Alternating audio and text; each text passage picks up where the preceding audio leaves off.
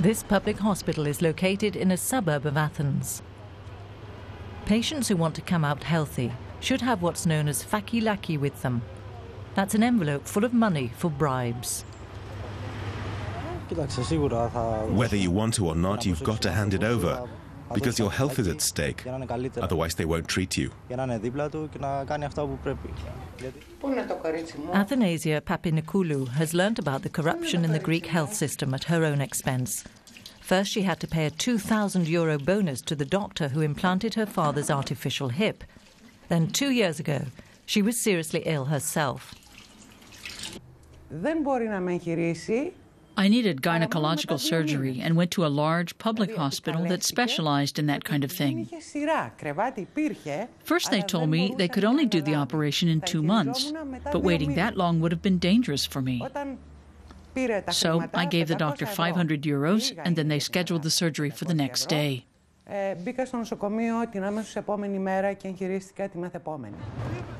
On the 5th floor of the Greek Finance Ministry, Yorgos Papakonstantinou is looking for ways to tackle corruption, tax evasion and misappropriation of funds. But the new finance minister wants to save even more in one area in particular, public hospitals. He says corruption is simply a question of proper oversight.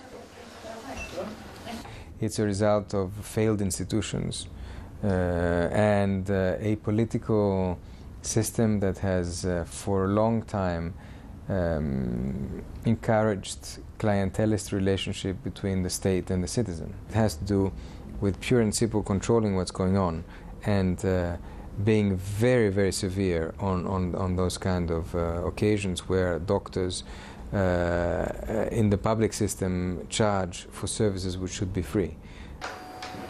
At a prestigious practice in downtown Athens, gynecologist Yorgos Koutras treats private patients in the evenings. During the day, the 32-year-old works in a public clinic. He says the doctors not only earn very little there, the work conditions are very, very tough. The clinics are understaffed and too many patients contribute to corruption by making the offering of bribes commonplace.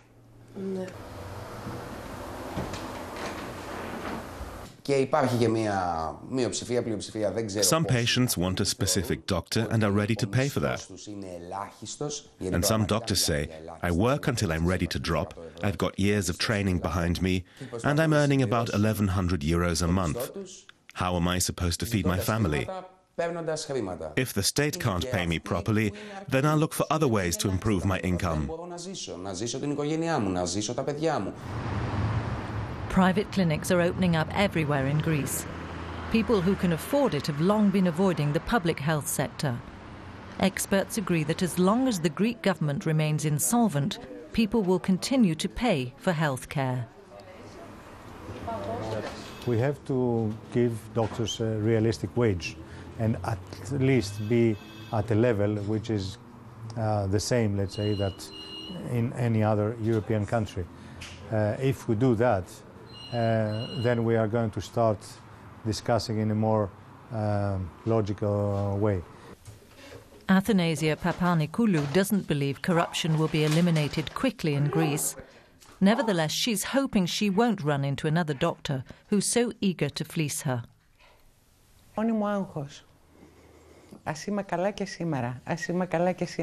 Every day I think, thank God I'm healthy, and my family is too.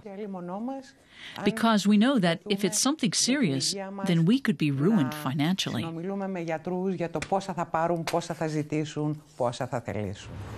Greece, now the sick man of Europe, must not only quickly find a cure for its finances, the government must also regain the trust of its citizens when it comes to health care.